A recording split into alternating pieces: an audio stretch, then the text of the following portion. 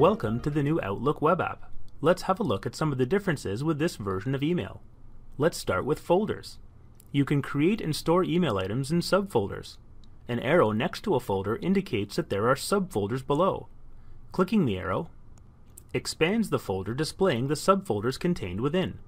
Like the old version of Outlook, you can still drag and drop items from your inbox into your subfolders. Now, let's look at the messaging pane. Notice that some messages in your inbox have arrows to the left of them. This is because the default view is to have emails with the same subject grouped together. To see a full history of the ongoing conversation, click the arrow to the left of the subject heading. It will expand and show all messages. This is very familiar to users who have used Gmail or have iPhones or iPads. If you prefer to disable this view, simply click the drop-down arrow next to Conversation by Date and select Off from the displayed menu. All of your messages will be displayed separately. Another new feature is the ability to quickly filter messages that are unread. Clicking Unread from the menu bar displays only those messages that have yet to be read. Unread items always have a colored line to their left. To return to the default view, click the All button. The reading pane found on the right always displays the message selected in the message pane. The reading pane gives users quick access to the most common message functions. If you are looking for additional options, click the ellipses, and a drop-down message appears, allowing you to print the message, delete the message, or open the message in a new window. For users who prefer to have their email messages open in a new window, double-clicking a message from the message pane opens it in a new window. Here you also have access to the most common functions, and clicking the ellipses presents additional options.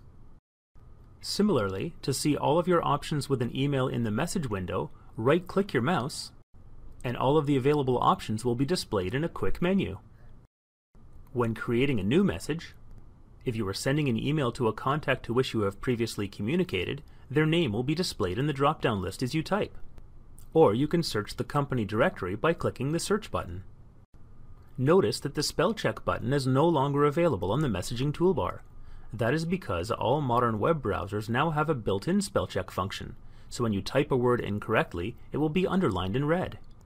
To correct a misspelled word, right-click on the underlined word and select the correct word from the displayed list. If misspelled words are not underlined, you should upgrade your browser. Again, in the new message window, the most popular messaging options are displayed on the menu bar.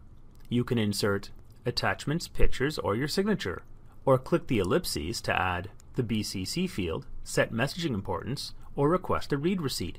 There are even additional options on the formatting toolbar that allow you to insert links or use superscripts or subscripts. And look at this wonderful feature. If you are sending an email that is meant to have an attachment, but you forget to attach the file, when you go to click Send, you are reminded that you may have forgotten to attach the file. The search option in Outlook is also very powerful. Simply type a search term into the search box, select the scope of your search, and choose whether the search term is a keyword or an individual. All search terms are highlighted in the results area to make it easier to find the items you are looking for. When done, click the X to return to your inbox.